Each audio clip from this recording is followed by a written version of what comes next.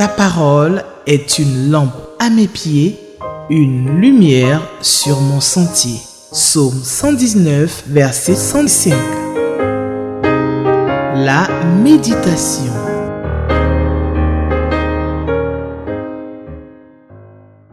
Que la grâce et la faveur de Dieu soient à votre partage en ce samedi 21 septembre 2024.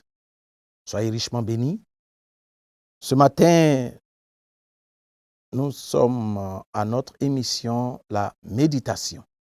En ce jour, le texte, selon le lecteur de la Bible, c'est 1 Samuel, chapitre 3, versets 1 à 21. 1 Samuel, chapitre 3, versets 1 à 21. Père, nous voulons te dire merci pour ce temps et ce moment que nous voulons mettre à profit afin de nous approcher de ton trône de grâce, afin de recevoir de toi. Ta parole est la vie, ta parole est la vérité, et il est bon de méditer ta parole. Merci pour ce temps, merci pour ce moment. Conduis toutes choses, Saint-Esprit, et enseigne-nous. Au nom de Jésus, nous avons prié. Amen. Amen et Amen. Nous allons lire la parole de Dieu. 1 Samuel, chapitre 3, versets 1 à 21. Le jeune Samuel était au service de l'Éternel devant Élie. La parole de l'Éternel était rare en ce temps-là. Les visions n'étaient pas fréquentes. En ce même temps, Élie, qui commençait à avoir les yeux troubles et ne pouvait plus voir, était couché à sa place. La lampe de Dieu n'était pas encore éteinte et Samuel était couché dans le temple de l'Éternel où était l'arche de Dieu. Alors, l'Éternel appela Samuel. Il répondit, « Me voici. » Et il courut vers Élie et dit, « Me voici, car tu m'as appelé. » Élie répondit, « Je n'ai point appelé, retourne te coucher. » Et il alla se coucher. Verset 6. L'Éternel appela de nouveau Samuel. Et Samuel se leva, alla vers Élie et dit, « Me voici, car tu m'as appelé. » Élie répondit, « Je n'ai point appelé mon fils. Retourne te coucher. » Samuel ne connaissait pas encore l'Éternel et la parole de l'Éternel ne lui avait pas encore été révélée. L'Éternel appela de nouveau Samuel pour la troisième fois. Et Samuel se leva, alla vers Élie et dit, « Me voici, car tu m'as appelé. » Élie comprit que c'était l'Éternel qui appelait l'enfant. Et il dit à Samuel, « Va, couche-toi, et si l'on t'appelle, tu diras, parle, Éternel, car ton serviteur écoute. » Et Samuel alla se coucher à sa place. Verset 10. L'Éternel vint et se présenta, et il appela comme les autres fois, Samuel, Samuel. Et Samuel répondit, parle, car ton serviteur écoute. Verset 11. Alors l'Éternel dit à Samuel, voici, je vais faire en Israël une chose qui étourdira les oreilles de quiconque l'entendra. En ce jour, j'accomplirai sur Élie tout ce que j'ai prononcé contre sa maison. Je commencerai et j'achèverai. Je lui ai déclaré que je veux punir sa maison à perpétuité à cause du crime dont il a connaissance et par lequel ses fils se sont rendus méprisables sans qu'il les ait réprimés. C'est pourquoi je jure à la maison d'Élie que jamais le crime de la maison d'Élie ne sera expié ni par des sacrifices, ni par des offrandes. Verset 15. Samuel resta couché jusqu'au matin. Puis, il ouvrit les portes de la maison de l'Éternel. Samuel craignait de raconter la vision à Élie. Mais Élie appela Samuel et dit, « Samuel, mon fils. » Il répondit, « Me voici. » Et Élie dit, « Quelle est la parole que t'a adressée l'Éternel? Ne me cache rien.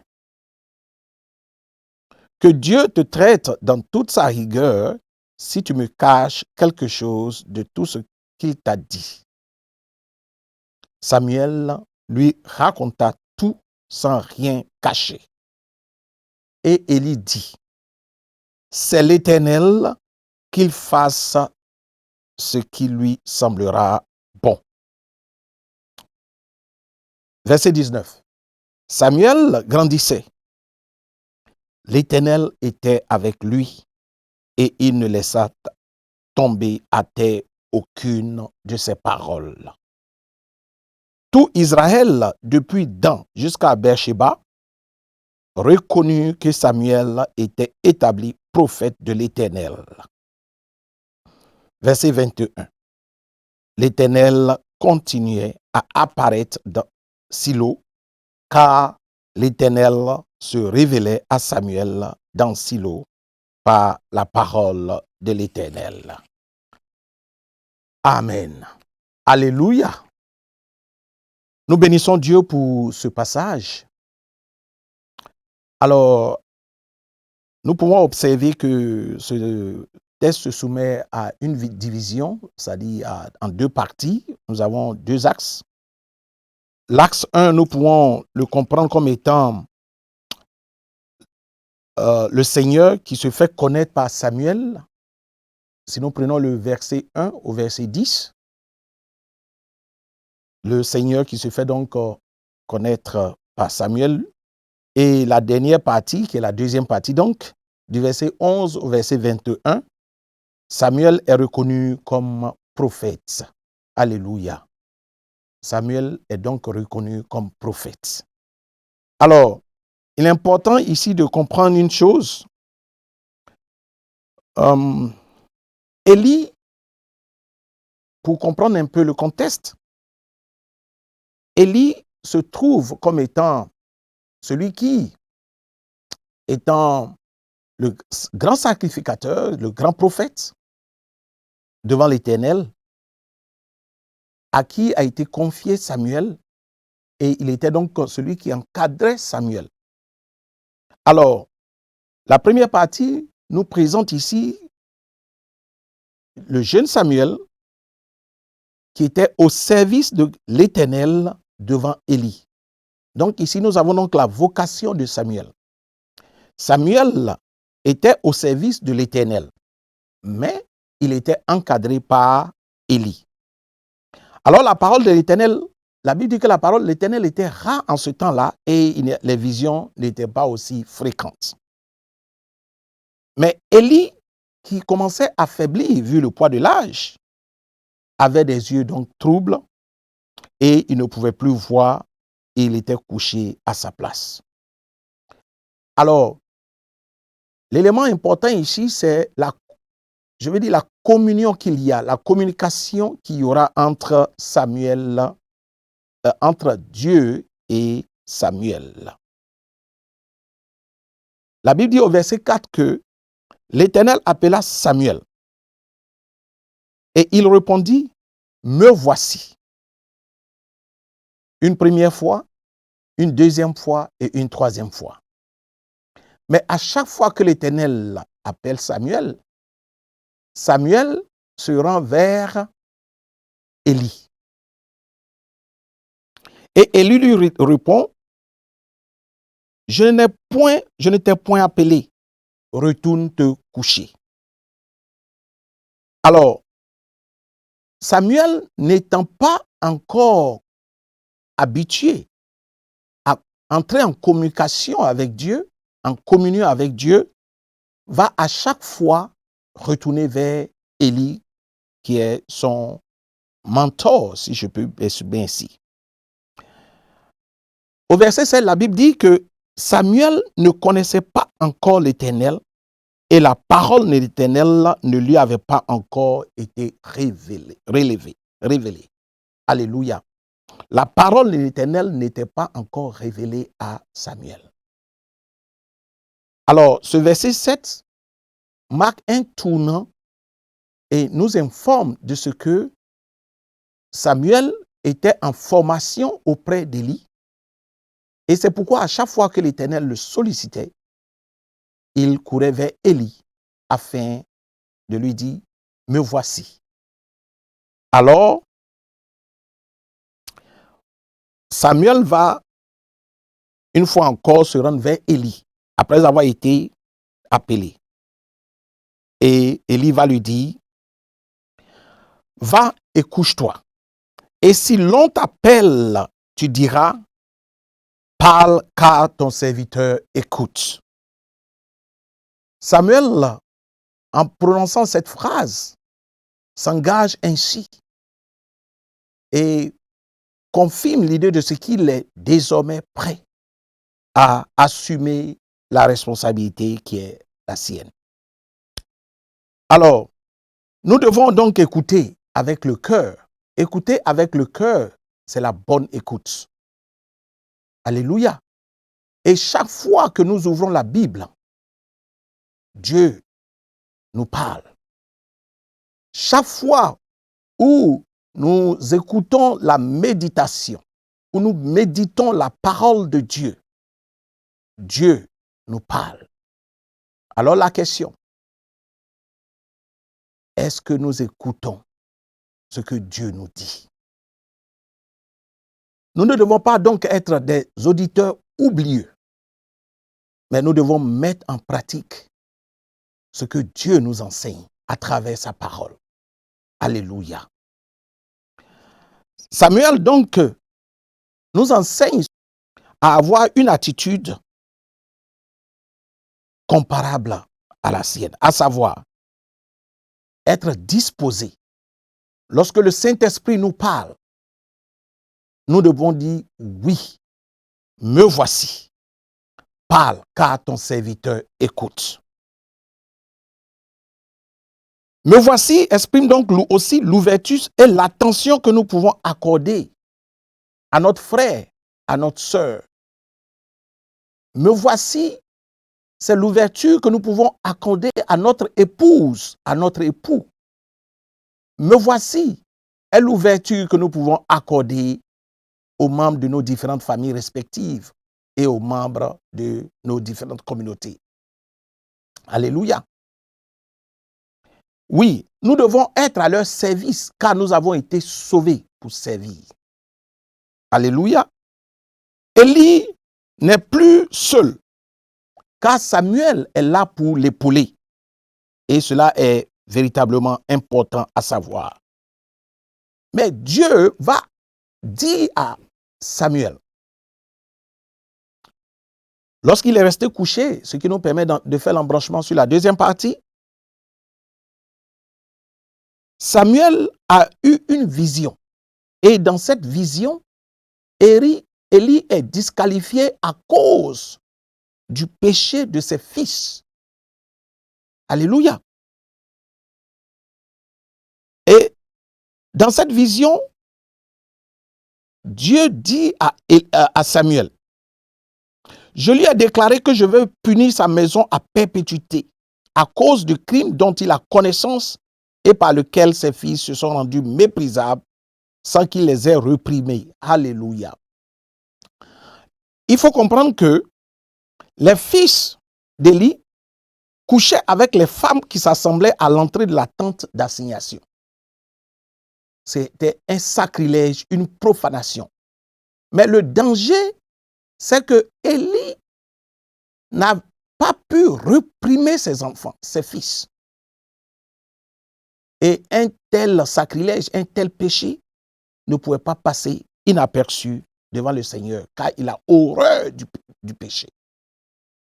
Alors, Samuel ayant eu cela en vision, il a craint de rapporter cela à Élie. Mais éventuellement, Samuel aura la version de ce songe en intégralité, sans que Samuel ne retienne ou ne retire quoi que ce soit. Que Dieu te traite dans toute sa rigueur si tu me caches quelque chose de tout ce qu'il t'a dit. Alléluia. Et Samuel, à son tour, va tout rapporter à Élie. Mais regardons quelle a été la réaction d'Élie. Élie dit, c'est l'Éternel, qu'il fasse ce qui lui semblera bon. À travers, n'est-ce pas, cette réaction d'Élie, nous comprenons qu'Élie a obéi et a approuvé la décision de Dieu. Parce que le Dieu que nous servons est un Dieu souverain.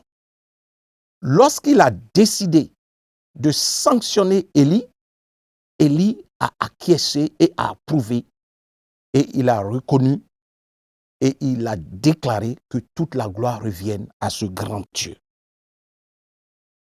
Le verset 19 nous permet de comprendre que Samuel a été ainsi, a reçu le relais. Parce que la Bible déclare qu'il grandissait. Il grandissait en sagesse et en statut, et l'Éternel était avec lui, et il ne laissa tomber à terre aucune de ses paroles.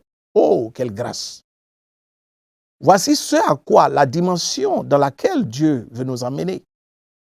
Que nous puissions grandir au fur et à mesure que nous écoutons la parole de Dieu, au fur et à mesure que nous pratiquons la parole de Dieu, au fur et à mesure que nous méditons la parole de Dieu, étant des auditeurs qui véritablement mettent cela à cœur, prennent cela à cœur, nous puissions grandir dans la foi. Ainsi, nous ne devons laisser tomber aucune des paroles de ces paroles. Et voici le secret de la réussite. Nous devons nous enraciner dans la parole de Dieu. Oui, c'est le secret, la clé de la réussite. La Bible dit que tout Israël, depuis Dan jusqu'à Beersheba, reconnut que Samuel était établi prophète de l'Éternel. Alléluia. Et là, nous voyons cette vocation de Samuel qui vient d'être remplacée, qui vient de remplacer le prophète Élie. Et Dieu l'a fait de façon, je vais dire, souveraine, parce qu'il est Dieu. L'Éternel continuait à apparaître dans Silo, car l'Éternel se révélait à Samuel dans Silo par la parole de l'Éternel. L'Éternel se révélait parce que la révélation, elle est progressive. Et Dieu, au fur et à mesure que Dieu se révélait à Samuel, il progressait. Il progressait en maturité spirituelle. Il progressait en maturité physique. Alléluia. Parce que le Dieu que nous servons est un Dieu de la préparation. Il a eu un temps pour préparer Samuel. Et de façon progressive, il va lui confier les grandes choses. Parce que la parole de Dieu déclare que celui qui est fidèle dans les petites choses, c'est à lui qu'on va confier de grandes choses. Que cela soit ta portion ce jour au nom de Jésus. Ce que Dieu attend de nous, c'est de nous enraciner dans sa parole. Car il a des desseins. Les desseins qu'il a pour nous sont des desseins de bonheur. C'est pourquoi nous devons nous mettre à cette épreuve de toujours écouter sa parole. Écouter sa parole avec le cœur. Prendre cela à cœur et marcher en conformité de vie avec sa parole. Il est Dieu et il nous aime. Il ne veut pas nous perdre. Parce qu'il nous a sauvés. À travers l'œuvre accomplie à la croix, il a pris le prix. Il a pu dire à la croix, tout est accompli. Alléluia. Tout est accompli pour toi, tout est accompli pour moi. C'est pourquoi nous devons à chaque fois nous souvenir du prix qu'il a payé à la croix pour nous, pour notre salut. Et ce matin, en ce jour, nous sommes dans la joie parce que nous savons que ce Dieu que nous servons est un Dieu fidèle à son alliance. Un Dieu fidèle à son alliance. Un Dieu qui est avec nous, qui est en nous et qui est pour nous. Il ne nous a pas laissés orphelins. Par son esprit, il nous conduit. Par son esprit, il nous dirige.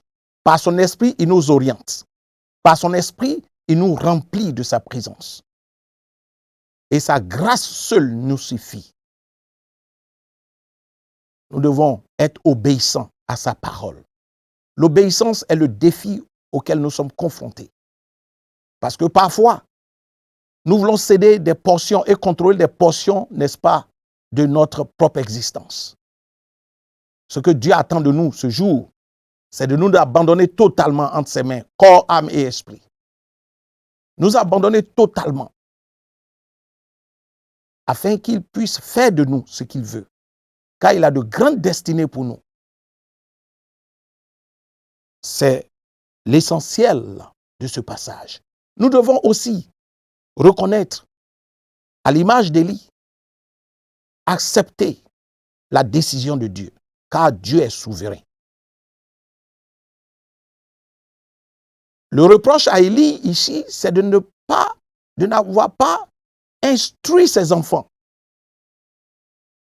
de n'avoir pas équipé ses enfants, parce que ses enfants devaient avoir la crainte de l'Éternel, afin de pouvoir dire comme Josué, moi et ma maison, nous servirons l'Éternel. Mais servir Dieu, le Dieu que nous servons est un Dieu qui est grand, qui est tout-puissant, qui est saint. Nous devons servir Dieu dans la sainteté. Dans la sainteté. Car le Dieu que nous servons, il est saint, saint et saint. Dieu le Père, Dieu le Fils et Dieu le Saint-Esprit. Alors, il est important pour nous de marcher dans la sainteté, d'exercer notre foi afin d'être agréable à Dieu. C'est l'essentiel de ce message. Que Dieu nous donne la bonne compréhension. Que nous puissions exercer notre cœur à écouter sa parole. Pas une écoute sélective. À nous immerger totalement dans sa parole. Car il attend beaucoup de nous.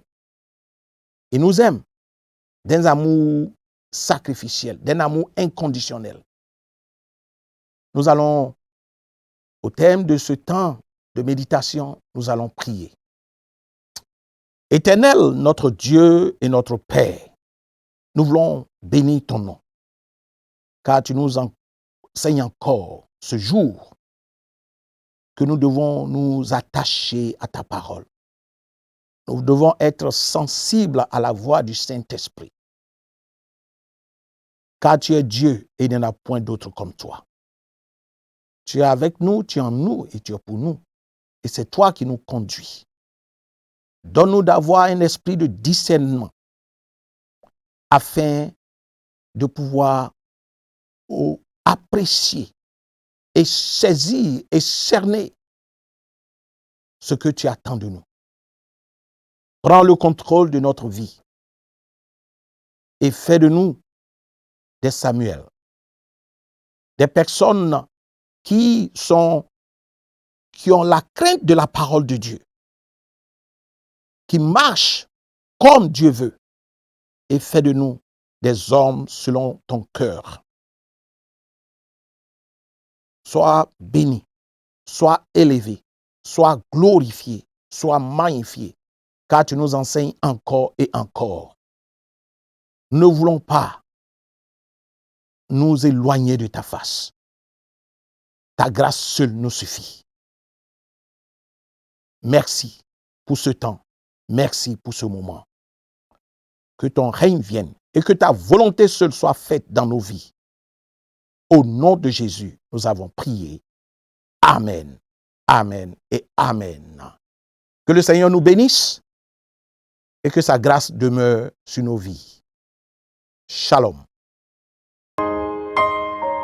Ta parole est une lampe à mes pieds, une lumière sur mon sentier. Psaume 119, verset 105. La méditation.